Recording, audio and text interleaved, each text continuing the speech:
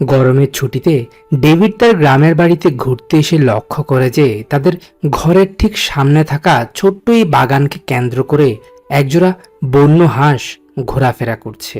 হাঁসগুলোর এমন কর্মকাণ্ড দেখে ডেভিড তার মার কাছ থেকে জানতে পারে যে আরও বেশ কিছুদিন আগ থেকেই হাঁসগুলো তাদের ঘরের সামনে থাকা ছোট্ট এই বাগানের মাঝে আসা যাওয়া করছে।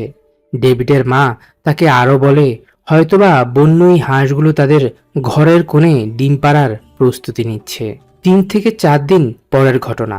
ডেভিড আজ ছোট্ট এই বাগানের কাছে গিয়ে উকি মেরে দেখতে পায় যে বন্য এই হাঁসগুলো ইতিমধ্যে তাদের ঘরের কোণে ডিম পাড়তে শুরু করেছে।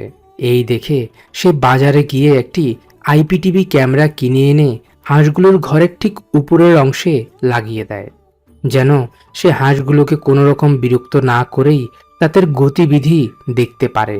স্ত্রী হাঁসটি প্রতিদিন যখন একটি করে ডিম পাড়া সম্পূর্ণ করে তখন পুরুষ হাঁসটি ঘরে এসে ডিমগুলোতে তা দিতে বসে, আর তখন মা হাঁসটি তা দেওয়া থেকে উঠে কিছুক্ষণ বিশ্রাম নেয়। হাঁসগুলো ছিল তাদের সন্তানদের প্রতি বেশ যত্নশীল, তাই তো তারা সব সময় শুকনো পাতা দিয়ে তাদের ডিমগুলোকে ঢেকে রাখত। দেখতে দেখতে কেটে যায় প্রায় 8 থেকে 10 দিন। ইতিমধ্যে স্ত্রী হাঁসটি তাদের সুন্দর এই ঘরটির মাঝে বেশ অনেকগুলো ডিম পেড়েছে। মা হাঁসটির ডিম পাড়া সম্পূর্ণ হওয়ার পর থেকে বন্য হাঁস দম্পতি পালাক্রমে তাদের ডিমগুলোতে তা দিতে শুরু করে। দিনের বেশিরভাগ সময়টা স্ত্রী হাঁসটির ডিমগুলোতে তা দিলেও পুরুষ হাঁসটি পুরো রাত না ঘুমিয়ে তার আদরের ডিমগুলোকে তা দিয়ে যায়। টানা 28 থেকে 30 দিন তা দেওয়ার পর এক এক করে হাঁসগুলোর ডিম ফুটে ছানাগুলো বেরিয়ে আসতে শুরু করেছে। আজ রাতের ঠিক মধ্যভাগে বন্য এই হাঁসগুলোর প্রথম ছানাটির জন্ম হয়। প্রথম ছানাটির আগমনের মাত্র 3 থেকে 4 দিনের মধ্যেই তাদের সবগুলো ডিম ফুটে ইতিমধ্যে বেশ অনেকগুলো ছানার জন্ম হয়েছে। ছানাগুলো জন্মের পরপরই তারা ছটফট শুরু করে বাসা থেকে বের হতে, কিন্তু মা পাখিটি তার সদ্য জন্ম নেওয়া ছোট ছোট ছানাগুলোকে নিয়ে বের হতে চায় না, কারণ তারা যে এখনো অনেক ছোট। বাহিরে নিয়ে গেলে যে কোনো মুহূর্তেই তাদের বিপদ হতে পারে। কিন্তু এক পর্যায়ে মা পাখিটিকে ছানাগুলো এত বেশি বিরক্ত করতে শুরু করে যে সে অনেকটা নিরুপায় হয়ে তাদের নিয়ে বাসা থেকে বেরিয়ে পড়ে। বড় ছানাগুলো ইতিমধ্যে তাদের মায়ের সাথে ঘর থেকে বের হয়ে চলে আসলেও ছোট ছোট অন্য ছানাগুলো এতটাই ছোট যে তারা হেঁটে দরজার পাশে অবধি আসতে সক্ষম হচ্ছিল না। তাই তো মা পাখিটির দরজার চারপাশটায় বেশ কিছুক্ষণ ঘোরাঘুরি করে তার ছোট ছোট ছানাগুলোকে নিয়ে আবারও বাসায় ঢুকে পড়েছে। 2 থেকে 3 দিন পরের ঘটনা। আজ হঠাৎ করেই বাবা হাঁসটি ঘরে ফিরে তার সন্তানদের নিয়ে বেরিয়ে পড়েছে, কিন্তু ছোট ছোট ছানাগুলোকে নিয়ে কিছুটা সামনে যেতে না যেতেই ছানাগুলো ডেভিডের প্রতিবেশীর ছোট্টই বাগানের মাঝে হারিয়ে যায়। যা দেখে ডেভিড দ্রুত বাগানে ঢুকে ছানাগুলোর সাথে সাথে তাদের বাবাকেও ধরে নিয়ে আসে ঘরের মাঝে। কিন্তু ঘরে এনে সে হাঁসগুলোকে আর তাদের ঘরের সামনের ছোট্টই বাগানের মাঝে ছেড়ে দেয় না, কারণ সে যদি হাঁসগুলোকে তাদের পুরাতন ওই ঘরের মাঝে ফিরিয়ে দেয় তাহলে অবুঝ বন্য হাঁস দম্পতি তাদের ছানাদের নিয়ে আবারও বেরিয়ে পড়বে। তাই তো ডেভিড হাঁসের ছোট্টই পরিবারটিকে তার ব্যালকনিতে এনে রেখে দেয়। অন্যদিকে মা হাঁসটি যখন তার ছানাদের খুঁজতে খুঁজতে ডেভিডের প্রতিবেশীর ঘরের আঙিনায় গিয়ে পৌঁছায় তখন ওই ব্যক্তিটির ঘরে থাকা 3টি দুষ্ট পুরুষ হাঁস রীতিমতো স্ত্রী এই বন্য হাঁসটির সাথে যৌনতায় লিপ্ত হয়। দুষ্ট এই হাঁসগুলো এতটাই লম্পট ছিল যে তারা অবলায় বন্য স্ত্রী হাঁসটির শারীরিক অবস্থা খুবই খারাপ করে ফেলে। পুরুষ হাঁসগুলোর এমন নিষ্ঠুর অমানবিক আচরণে অনেকটা ভয় পেয়ে মা হাঁসটি উড়ে চলে যায়। অবলাই হাঁসটি এতটাই ভয় পেয়ে যায় যে সে আর কখনোই তার সন্তানদের খবর অবধি নিতে আসেনি।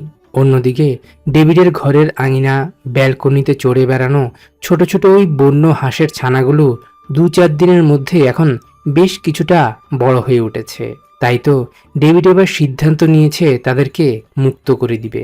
একটি খাঁচায় করে হাঁসের ছোট্ট এই পরিবারটিকে ডেভিড নদীর কিনারায় এনে এভাবেই মুক্ত করে দেয়। হাঁসের ছানাগুলোও ছাড়া পেয়ে তাদের বাবার সাথে নেমে পড়ে জলাশয়ের মাঝে। আর নদীর কিনারায় দাঁড়িয়ে থেকে ডেভিড অনেকটা মন খারাপ করে দেখছিল তাদের চলে যাওয়া। বাবার সাথে ছানাগুলোকে মুক্ত করে দেওয়ার মাত্র 20 থেকে 30 মিনিট পরেই ডেভিডকে অবাক করে মা হাঁসটি উড়ে চলে আসে তার পরিবারের কাছে। এই দেখে ডেভিড খুবই খুশি হয়। কিন্তু আচমকা নদীতে শুরু হয়েছে জোয়ার।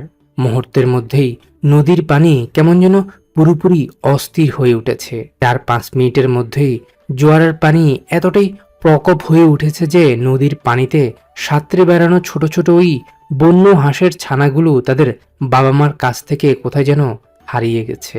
নদীর কিনারায় দাঁড়িয়ে হাঁসগুলোর এই দুরবস্থা দেখতে দেখতে আচমকা ডেভিড লক্ষ্য করে যে বেশ কয়েকটি হাঁসের ছানা পানির ঢেউয়ে অনেকটা আহত হয়ে কোনো রকম কিনারায় উঠে আসার প্রাণপণ চেষ্টা করছে। কিন্তু দুঃখের বিষয় এই যে নদীর জোয়ারের স্রোতে বেশ অনেকগুলো হাঁসের ছানার মৃত্যুও ঘটেছে।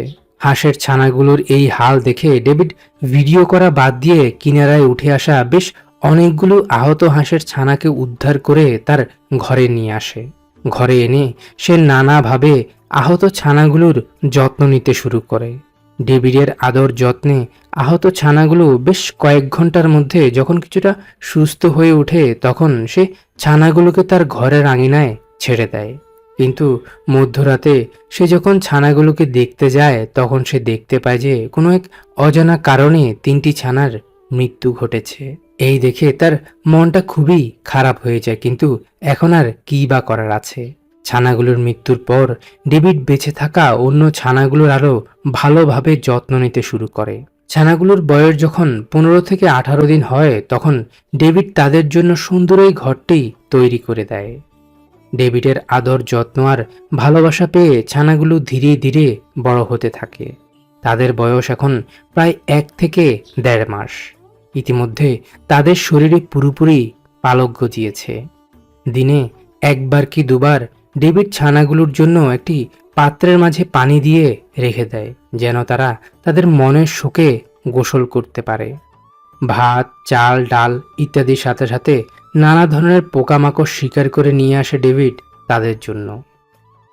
নিজের সন্তানের মতো করে সেই ছোট থেকে পেলে পুষে ছানাগুলোকে বড় করে তোলায় বন্য এই হাঁসগুলোর সাথে ডেভিডের এক অন্যরকম বন্ধুত্ব গড়ে উঠেছে। এখন তারা ডেভিডের সাথে তার ঘরের মাঝে খুব ভালোই আছে। তো বন্ধুরা, ভিডিওটি আজ এ পর্যন্তই। ভিডিওটি ভালো লাগলে অবশ্যই একটি লাইক দিবেন, আর এমনই আরও ভিডিও দেখতে চাইলে আমাদের চ্যানেলটি ঘুরে আসতে পারেন। ধন্যবাদ।